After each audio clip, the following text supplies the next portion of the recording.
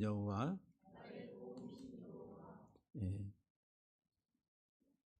예, 오늘 본문은 특별히 여호와께서 우리 편에 계시지 아니하셨더라면이라고 하는 이런 하나의 구속건절 같은 말씀을 가지고 우리에게 말씀을 주고 있습니다. 하나님이 우리와 함께 하시지 않았다면, 하나님이 우리를 위해 계시지 않았더라면 어땠을까? 하나님이 나를 위해 계시지 않았다면 어땠을까라고 하는 다윗의 이런 하나의 그 고백이다라고 봅니다. 저도 이렇게 내 삶을 돌아보면은 하나님이 나를 위해서 내 생명을 지켜주시 않았더라면은 어떻게 됐을까 한번 돌아보면은 저도 거의 죽음의 그런 상황들을 한 3번, 최소한 3번은 통과한 것 같아요. 고등학교 1학년 때 대성리에 수련회를 갔는데 그 대성리 색강이 있잖아요. 그래서 이제 보통 무릎 정도 차고 이렇게 되는데 이쪽에서 저쪽으로 건너서 한번 저쪽 건너편에 바위가 좀 큰 게 있어가지고 그 바위 위에 한번 올라가려고 그 바위 근처로 가다가 갑자기 밑으로 그냥 쑥 빨려 들어가면서 엄청 허우적대다가 그 물속에서 그냥 막 수영도 못 하는데 허우적대다가 나중에 이렇게 보니까 나왔더라고요. 물은 실컷 먹고 이제 그런 이제 거기가 익사 사고가 많이 나는 그런 지역인데 그때 이제 그런 경험 속에서 하나님이 나를 지켜주시지 않았다면 이런 생각을 잠시 해보게 됩니다. 두 번째는 제가 82년도에 방위 근무를 할 때에 방학동에서 저 태릉까지 사이클을 타고 다녔어요. 출퇴근을 사이클로 1시간 동안 이렇게 이제 갈 때 1시간, 나올 때 1시간. 그래서 이제 그 방학동에서 창동까지, 교회가 이제 창동인데 한 30분 정도 자전거 타고 교회에 왔다 갔다 할 때입니다. 그러면서 이제 아이들 성가대 지휘도 하고 뭐 하면 연습을 시키는 수요일 날 저녁 예배에 사이클 타고 갔다가 집으로 가는 길에 이제 내리막길이 있어요. 내리막길이 있는데 아주 신나게 시원하게 달리는데 오른쪽에 택시가 있다가 갑자기 방향을 틀면서 유턴하려고 나는 이제 사이클이니까 보이지가 않았나 봐요.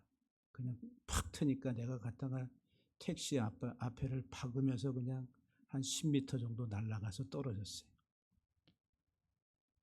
자전거는 완전히 이렇게 쭈그러져 가지고 이제 쓸 수가 없는 상황이 됐는데 정신이 약간 나갔다가 들어왔다가 했는데 이제 택시 기사가 세안병원이라고 하는데 데려가서 엑스레이를 막 찍고 막 해가지고 보니까는 뼈하고 이런 데는 이상이 없고 여기에 살짝 찰과상, 그다음에 머리 여기 쪄가지고 좀 부어오른 거 말고는 외형상으로는 아무 문제가 없이 나타나니까 별 이상이 없다. 그래서 그때 이제 제가 무슨 사회관계법을 안다든지 전혀 모르니까 괜찮다고 그때 자전거 값 해가지고 얼마를 줬는데 그것만 받고 이제 집에 데려다 줘서 집에 왔는데 그 이후서부터 이제 편두통이 한 10년 이상을 이렇게 이제 앓고 약을 먹고 그랬는데 그때도 하나님이 내 생명을 지켜주시지 않았더라면 나는 어떻게 됐을까? 엄청난 사고였는데 그런 생각을 해보게 됩니다. 또 2007년도에 또 처음 건강검진을 생애 처음 집사람이 아프다고 그래서 같이 받으러 갔다가 집사람이 아픈 게 아니라 내가 아프다는 거를 그때 이제 발견하게 돼서 골수암, 이 갈비뼈에 암 종양이 엄청 크게 자라서 급하게 또 수술을 하게 되는, 만약에 그때에 집사람이 안 아프다고 건강하다고 그냥 지나갔으면은 나는 어떻게 됐을까, 이런 생각을 해보기도 합니다. 그 핑계로 같이 검진을 받아서 발견이 됐는데 수술하고 지금 이렇게 회복이 돼서 건강하게 사역을 하고 있습니다. 죽음의 문턱을 한 3번 갔다 왔다 갔다 왔다 갔다 왔다 하는 중에 하나님이 나를 위해 계시지 않았다면 이미 저는 젊었을 때, 어렸을 때에 하나님이 데려가시지 않았을까, 이런 생각을 해보기도 합니다. 다윗도 마찬가지로 수없이 많은 위험들, 죽음의 문턱까지 갔었던 그런 인생의 위기들을 맞이하고 그것을 이제 건너가면서 나중에 하나님 앞에 고백을 하는 거예요. 하나님이 나를 위해 계시지 않았다라면 어떻게 됐을까. 그래서 오늘 본문 1절을 보게 되면은 이스라엘은 이제 말하길 여호와께서 우리 편에 계시지 않았다면 우리가 어떻게 하였으랴. 직역을 하면은 우리를 위하여 계신 여호와가 아니었다면 이라고 이스라엘이 이제 말하고 있다. 돌아보니까 다 하나님이 함께 하십니다 라고 이런 고백을 하게 됩니다. 2절에서도 사람들이 우리를 치러 일어날 때에 여호와께서 우리 편에 계시지 아니하셨더라면, 하나님은 우리와 함께 하시는 하나님이라. 하나님이 우리와 함께 하시는데, 하나님이 함께 하시는 시간, 하나님이 함께 하시는 때는 언제나 항상 내가 사는 평생, 내 생의 모든 순간순간 하나님은 나와 함께 하신다. 그런데 하나님이 함께 하시다라고 하는 것을 더 크게 느낄 때는 위기의 때, 평안할 때, 좋을 때는 하나님이 함께 하시는지 아니하시는지 별로 그렇게 생각을 안 하다가도 더 크게 느낄 때에는 그 위기 때에, 살아났을 때에, 회복이 됐을 때에 느끼게 된다라고 하는. 다윗의 경우에 있어서도 사람들이 우리를 대항하여 일어난다. 여기 사람들이 우리를 대항해서 일어난다고. 일어나다 이 말은 아주 그 폭력적, 능동적 그런 공격성을 표현하는 단어라. 우리를 향해서 일어나 가지고 공격하려고. 다윗의 생애에 있어서 많은 그런 일들을 경험했는데 중요한 순간순간들을 돌아보면은 사울 왕이 다윗을 얼마나 죽이려고 했습니까? 사임에도 불구하고 수없이 다윗을 공격합니다. 그리고 주변의 이방의 에돔이나 또는 이런 하나의 그 블레셋이나 암몬 족속들이라고 하는 이방 주변의 나라들이 다윗을 공격하는 하나의 그런 공동체 국가적인 그런 위기들도 많이 경험되고, 또 이제 시간이 흐르면서 왕위에 오르고 했을 때에 아들 압살롬의 반역과 또 자기 신하인 아히도벨의 이런 반역들을 통해 가지고 거의 쫓겨나고 그리고 죽을 순간에 직면한 그런 위기들이 얼마나 많았는지 모릅니다. 그때마다 하나님이 나를 위해 계시지 않았더라면 과연 나는 어떠했을까라고 이렇게 고백하고 있다라고 하는 거예요. 우리가 살아가면서 그런 어려움들을 겪지 아니할 수 없다. 예수님도 마찬가지로 이 세상에 오셔서 그런 하나의 그 대적들의 공격을 통해 가지고 수없이 많은 고난을 겪으시고 결국은 십자가에 죽으시기까지 했습니다. 누가복음 17장 25절을 보면은 그러나 예수가 먼저 많은 고난을 받으며 이 세대에게 버림바 되어야 할지니라. 예수님이 누구에게 버림을 받는다고요? 이 세대에게, 이 세상에게 버림을 받는다라고 하는 거예요. 주님이 이 세상을 구원하러 오셨는데 이 세상은 주님을 버렸다. 그럼 이 세상에 속한 사람들이 누구예요? 먼저 종교적인 세력이 있고 정치적인 세력이 있어요. 종교적인 세력은 바리새인들과 사두개인들과 그리고 또 서기관들과 이런 하나의 그 부류들이 예수님을 아주 적극적으로 대적을 합니다. 율법 학자요, 그 다음에 율법을 준수하는 율법주의자들로서, 그리고 또 예루살렘 성전에 가장 큰 권력을 가지고 있는 권력의 중심에 있는 사람들, 그 종교적인 집단 안에 기득권의 세력으로 자리잡고 있는 사람들이 예수님을 대항해서 일어났다라고 하는 거예요. 그들을 위해서 오신 주님을 알아보지 못하고 그 정치적인 세력들이 또 예수님을 대적합니다. 헤롯 당원들, 헤롯에게 충성을 하고 그리고 그 안에서 이제 자기 자리를 지키려고 하는 이런 사람들,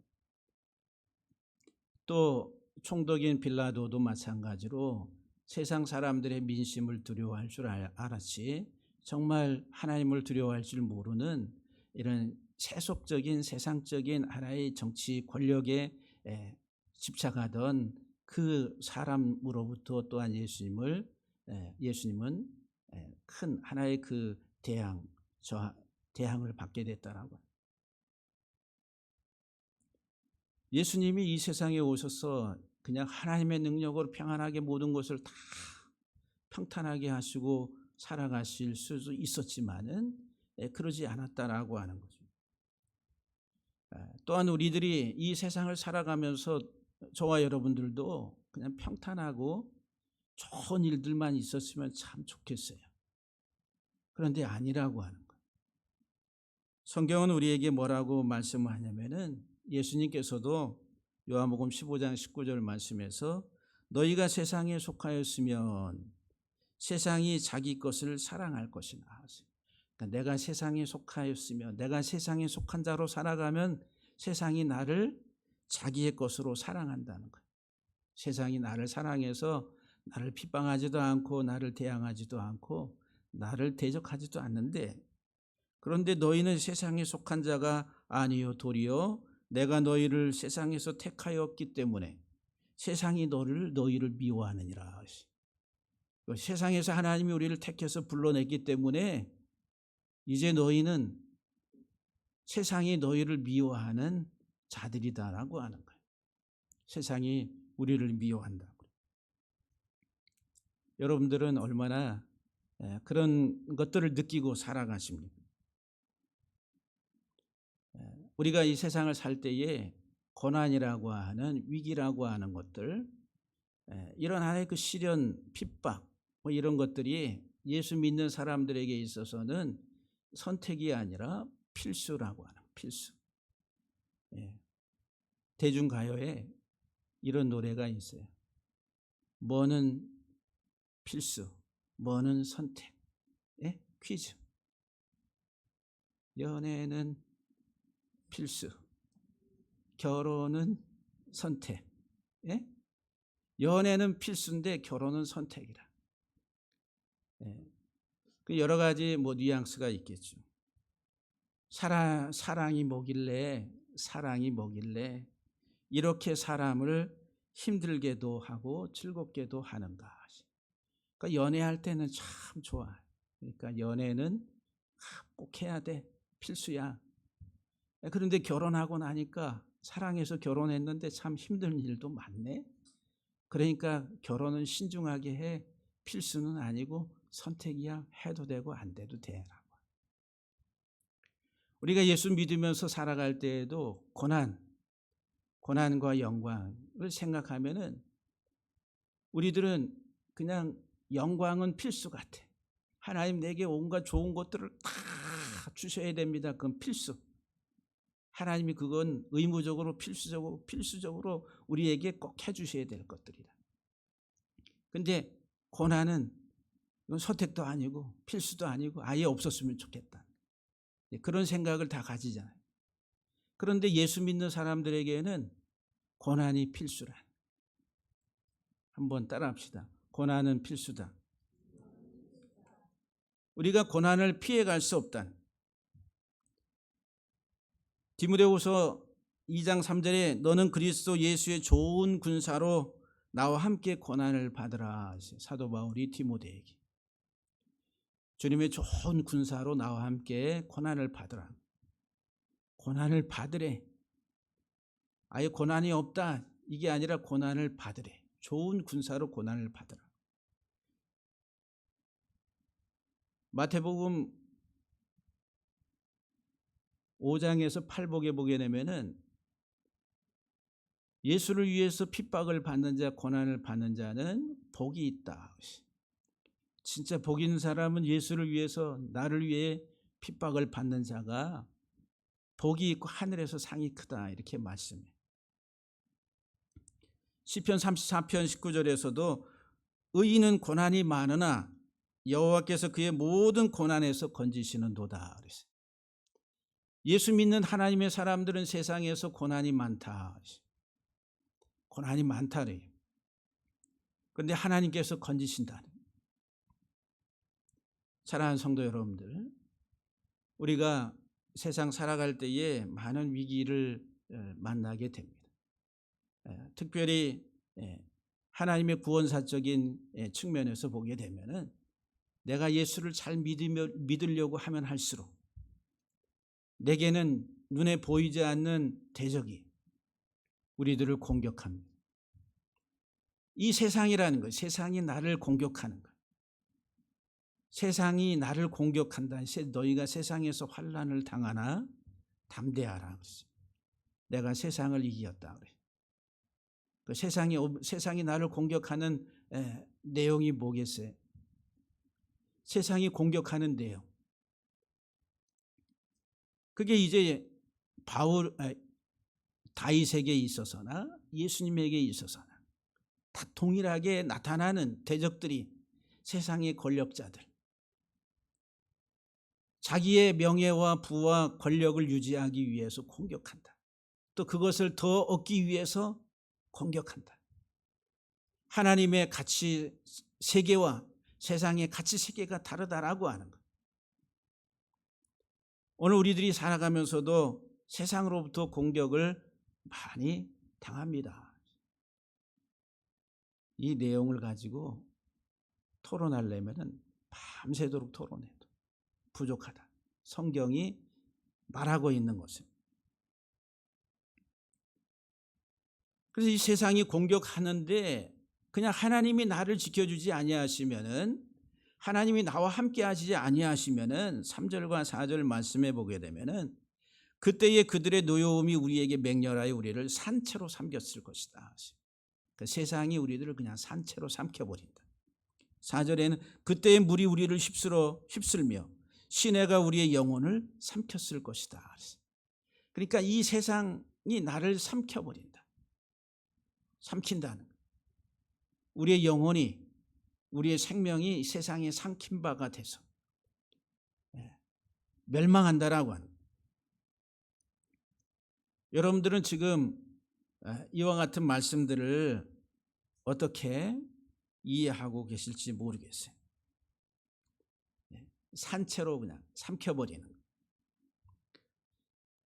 이 삼키다라고 하는 이 말은 이 맹렬한 이 정글의 세계에 강자가 약자를 잡아가지고 그냥 삼켜버리는 거예요. 그냥 찢어서 삼킨다. 잡아채가지고 그냥 삼키는 거예요. 이 세상이, 이 세대가 짐승으로 비유되고 있어요. 이 세대에 살아가는 이 땅의 사람들이 짐승이라. 맹렬한 짐승. 서로 잡아먹으려고 하는 일, 맹렬한 짐승. 그래서 이 짐승, 이 정글의 세계에서 이 짐승은 강자가 살아남는 거라. 그래서 이 삼키다라고 하는 이 표현이 구약에 보면 고라당, 모세와 아론을 대적했던 고라와 그 무리를 땅이 입을 벌려 가지고 삼킨다라고 할 때 사용합니다. 이 고라와 그 무리가 모세를 대적할 때, 아론을 대적할 때 권위에 도전을 해. 그 모세와 아론의 권위에 도전을 한다. 하나님이 너희와만 말씀하시더냐? 너희만 그 일을 할 수 있느냐? 우리도 다 할 수 있다. 높아짐에 대한 욕구와 욕망, 권력에 대한 하나의 욕구, 욕망. 이 세상은 그런 욕구와 욕망에 의해서 살아간다는 거예요. 끝없이 더 많은 권력과 힘과 부를 더 내가 차지해야 된다라고 하는 끝없는 욕망 속에서 살아가는 거예요. 그 고라 일당을 땅이 입을 벌려서 삼켜버렸다. 우리가 이 세상의 그 물결에 휩쓸려서 살아가면은 이 세상이 우리를 그렇게 삼켜버린다. 그 말씀을 하고 있다라고 합니다. 5절에서 그때에 넘치는 물이 우리 영혼을 삼켰을 것이다.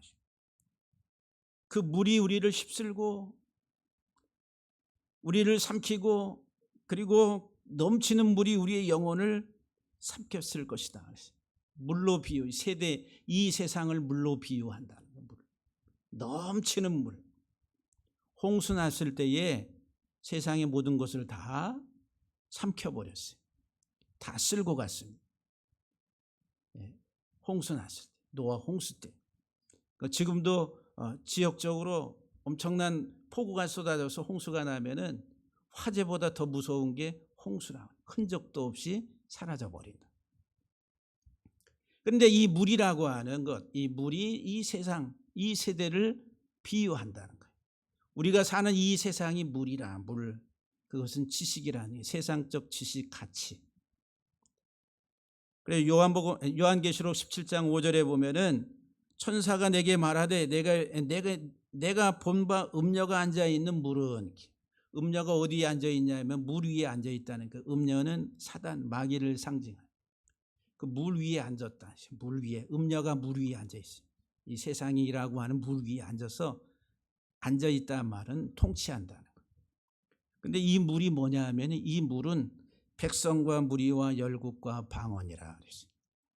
온 세상의 나라와 민족과 그리고 그 안에 있는 언어의 사상들이 물이라는 거예요. 물. 그래서 이 세상은 이 물이라는 지식에 의해서 돌아가고 있다는 거예요. 세상의 문명이라고 하는, 문화라고 하는, 또는 세상의 가치라고 하는 지식 체계의, 의식 세계의 그것이 물이라는 건 물. 그러면 이 세상의 가치, 이 세상의 지식에 내가 추종하고 그것이 내 인생이 전부가 돼서 살아가는 사람은 어떻게 되는 거예요? 그 물이 내 영혼을 휩쓸어 간다. 다 쓸려간다. 이 땅에 살다가 그냥 사라져버리는 인생이 된다라고 하는 거예요. 근데 하나님께서는 특별히 또 이사야 43장 2절에서도 우리에게 말씀하기를 네가 물 가운데로 지날 때에 내가 너와 함께 할 것이라. 강을 건널 때에 물이 너를 침몰하지 못할 것이라.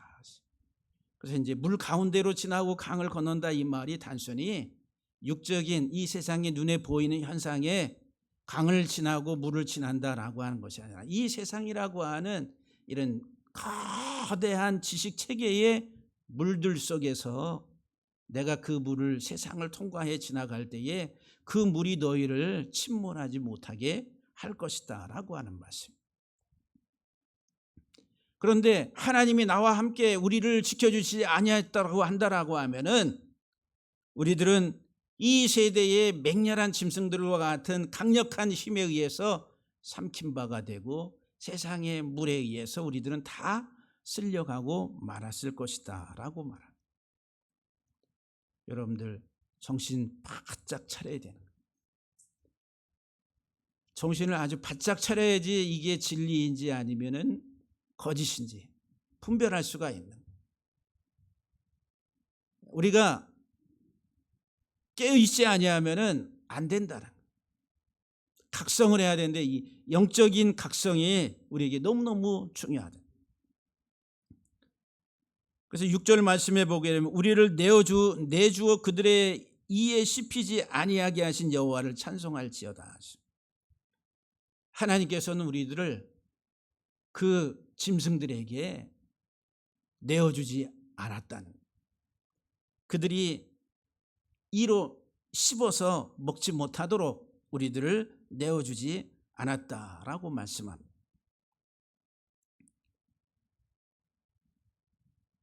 사랑하는 성도 여러분들, 저와 여러분들 이 세상을 살아가는데 내가 내 생명을 보존하고 지키는 것, 영원한 영적 생명을 보존하고 지키는 것은 내 힘이 아니라 하나님이 나를 지켜주셔야 된다라고 합니다.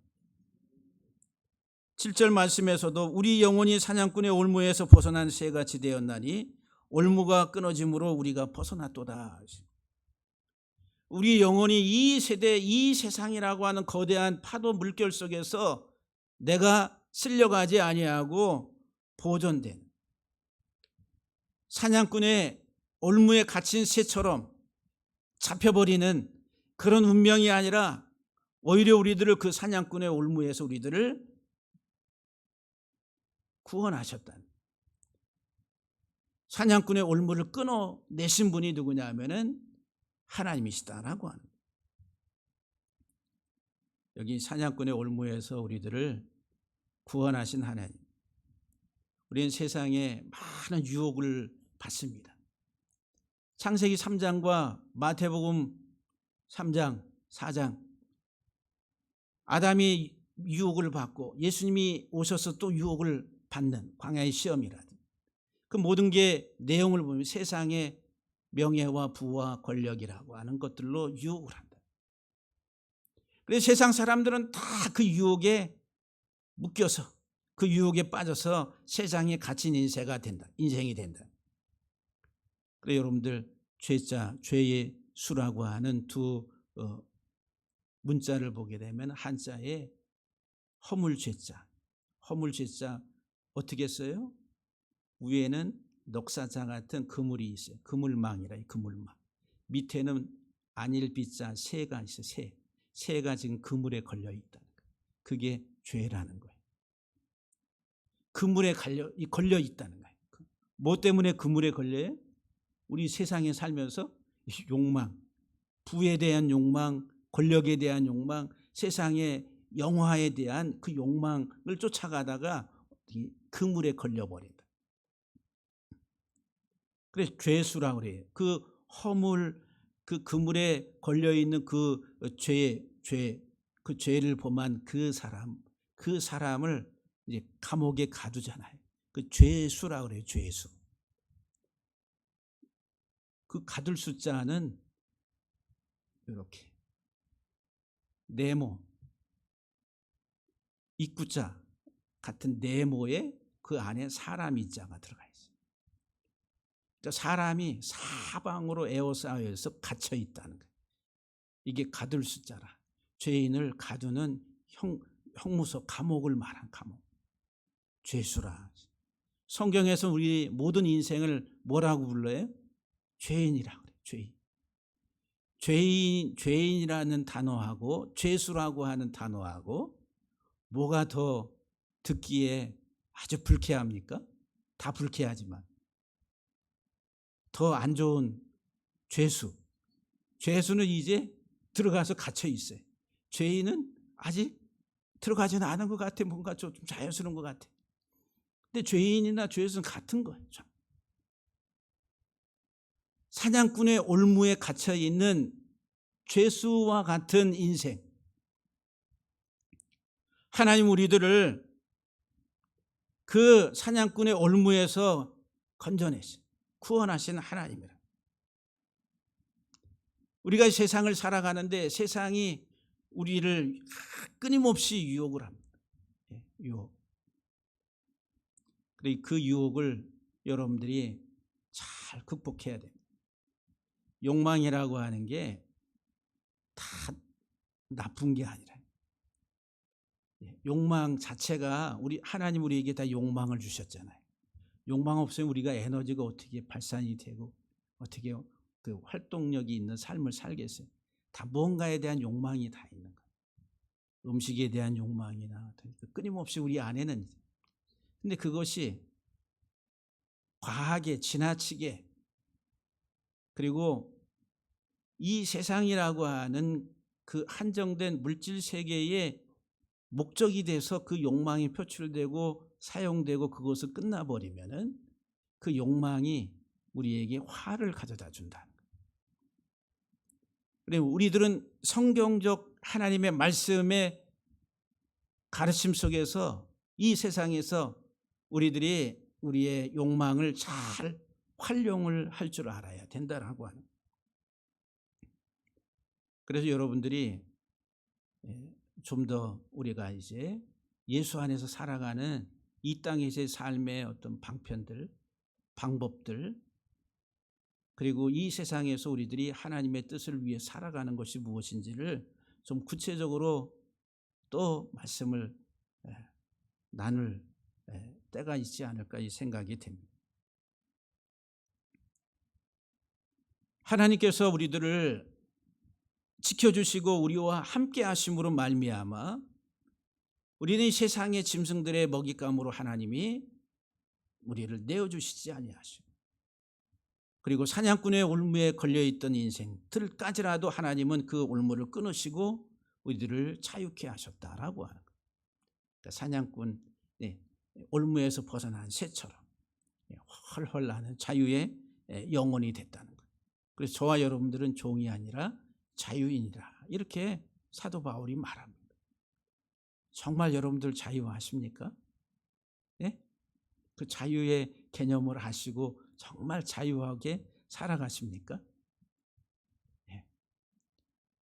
좀 깊이 사고하고 생각해야 되는데, 이 설교라고 하는 짧은 시간 안에 여러분들에게 말씀을 한다는 게 한정되어 있다. 조금씩 우리들이 말씀 안에서 참 자유를, 진리가 너희를 자유케 하리니 진리 안에서 우리가 자유하게 될 것을 말씀하고 있는, 우리가 세상에 갇혀 있는 새가 아니라 우리 풀려난 하나님의 자녀들로서 이 세상에서 자유, 세상이 물이 우리를 넘치지 못하고 우리를 쓸고 가지 못하고 세상에 거대한 세력들이 나를 잡아서 찢어먹지 못하도록 하나님이 우리들을 자유케 하셨다. 할렐루야. 저와 여러분들이 정말 자유의 그 감정들이 이거구나, 이 참 자유가 이거구나, 진리가 너희를 자유케 하리라고 하는 말씀이 이거구나라고 하는 그런 은혜가 임하기를 주의 이름으로 간절히 축복합니다. 우리의 도움은 천지를 지으신 여호와의 이름에 있다. 이 도움이라고 하는 에제르, 이 돕다라고 하는 이 말은 하나님에게만 사용되는 단어예요. 하나님에게만, 성경에서 하나님에게만 사용되는 단어, 돕다. 하나님만이 우리의 참 도움이시다. 모든 인생에게, 이 온 세상의 모든 피조물에게 유일한 도움이 되시는 분은 창조주 하나님이시다. 하나님 한 분 외에는 나의 참 도움이 없다는 거예요. 여러분들은 무엇으로 도움을 삼으려고 그러세요? 통장 잔고? 든든합니다. 아니면 인맥? 나는 인맥, 나를 뒤에서 봐줄 수 있는 인맥이 좋아, 학맥이 좋아. 여러분들은 무엇으로 도움을 삼으려고 해요? 세상은 그와 같은 것들을 가지고 내가 이 세상에서 안전하게 살아가는 안전판으로 삼으려고 한다라고 하는. 그런데 그런 것들은 잠시 이 땅에서 살아가는 동안에 나에게 뭔가 주는 것 같은 그런 느낌은 받을 수 있을지 몰라도,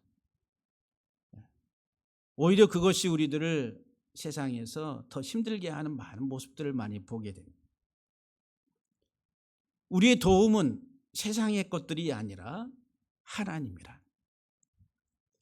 이 땅을 주관하시고 섭리하시고 다스리시는 창조의 하나님, 그 하나님이 나를 도우시는 참 도움이라. 그래서 그분은 찬양 받으실 분이라. 영원히 찬양 받으실 분. 우리의 평생의 삶은 하나님 앞에 뒤돌아보면 하나님을 찬송할 것밖에 없다. 하나님은 찬송 받으실 분이라. 여러분들 얼마나 하나님 앞에 감사하시고 찬송하세요. 지난 수요일 날에도 시편을 같이 묵상하면서 그런 말씀을 나눴어요. 나보다 나를 더 잘 아시는 하나님. 나의 존재의 시작 이전서부터 그리고 내 생의 모든 것들을 다 하나님은 아시는 분이라. 그래서 그 하나님의 지식이 놀랍고 경이롭다. 나중에 뒤돌아보니까 많은 시련과 고난을 통과하고 그 과정 속에서 하나님은 나를 아시는 분이라. 오늘 사랑하는 성도 여러분들, 정말 여러분들은 하나님을 얼마나 그 하나님이 나를 사랑하시는지를 알고 그 하나님 앞에 감사하고 그리고 하나님을 찬양하는, 하나님을 찬양 받으실 분으로 여러분들이 고백하며 살아가십니다. 원망과 불평이 아니라 범사에 감사하라. 이는 그리스도 예수 안에 있는 하나님의 뜻이라고. 사랑하는 성도 여러분, 우리는 지나가는 세대 시간 속에서 현실의 아픔과 고난을 우리는 다 알 수가 없어요. 내게 일어나는 일들을 다 이해하고 용납하고 받아들이기 어려운 많은 것들이 있다는 거예요. 그런데 그 고난의 순간에 하나님이 나를 버리지 아니하시고 나를 위해 나와 함께 하시고 뒤돌아보니까 하나님이 나를 이렇게 인도하셨네. 나의 갈 길을 다 가도록 인도하신 하나님, 나를 형통케 하신 하나님, 그 하나님을 찬송합니다. 이런 고백이 저와 여러분들의 삶에 있게 되기를 주의 이름으로 간절히 축복합니다.